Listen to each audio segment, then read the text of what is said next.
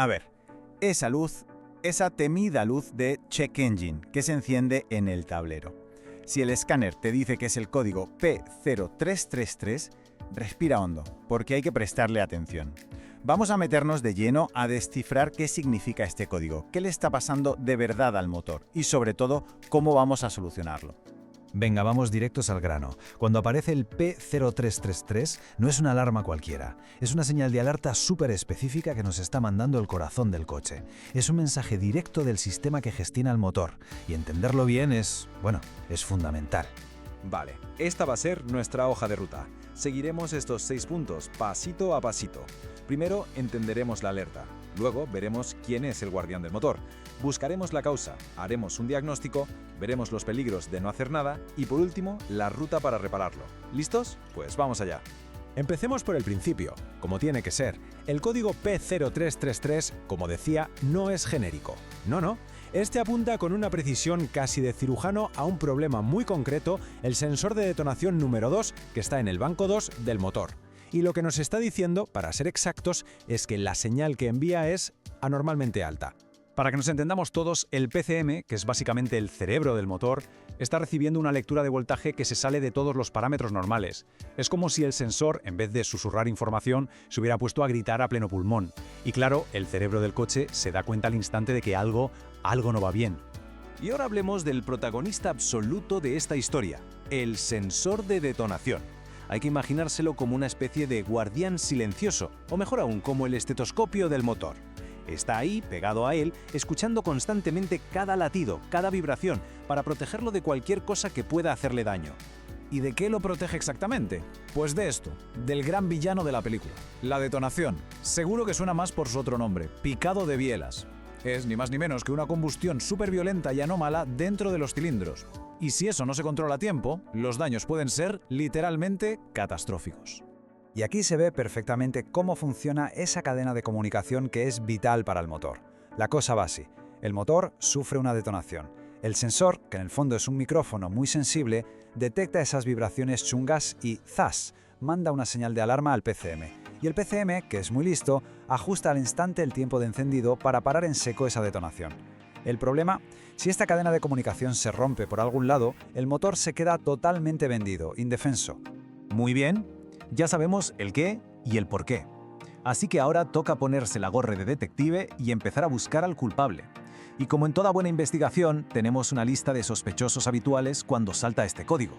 Mira, por experiencia en el taller, lo más normal es que el propio sensor se haya estropeado. O, y esto pasa mucho, que el problema esté en el cableado, un cable pelado, un conector con óxido. Pero ojo, no podemos quedarnos solo ahí. A veces la culpa es de usar un combustible con el octanaje que no toca, o de que la presión de la gasolina sea baja. E incluso, en los peores casos, puede ser síntoma de un problema mecánico ya existente dentro del motor. Pero bueno, antes de coger la caja de herramientas, hay que escuchar al coche. Él nos da pistas. ¿Cuáles son los síntomas típicos? Pues una pérdida de potencia muy clara al acelerar, ruidos metálicos que vienen del motor, ese clac clac clac que da tan mala espina, o que las revoluciones suban y bajen de forma errática. Si aparecen estos síntomas, está claro, toca investigar a fondo. Para diagnosticar esto bien, hay que ser metódico, ir paso a paso. Se empieza por lo más fácil y muchas veces la solución, una inspección visual. Mirar bien el cableado, los conectores, el problema podría estar ahí, a la vista. Luego, con el escáner, confirmamos esas lecturas raras. Con un multímetro nos aseguramos de que al sensor le llegan sus 5 voltios y que la señal responde como debe. Y solo cuando hemos descartado todo eso, miramos el combustible. Y ya como último recurso, el PCM. Y aquí va un consejo de oro, uno de esos que ahorran dinero y dolores de cabeza. El error más común, el que comete muchísima gente, es ir directo a cambiar el sensor de detonación. No. Siempre hay que revisar a fondo el cableado y los conectores primero. La reparación podría ser tan tonta como limpiar un contacto o encintar un cable pelado. Bueno, y ahora llegamos a la parte más seria de todo esto. ¿Qué pasa si se decide hacer la vista gorda, ignorar la luz del motor y seguir circulando como si nada con el P0333 activo? Pues para ser claros, las consecuencias pueden ser terribles. Esta frase lo dice todo, ¿verdad? No hablamos de una tontería. Una detonación constante y sin nadie que la frene es literalmente como tener un martillo dentro del motor golpeando los pistones y las bielas sin parar.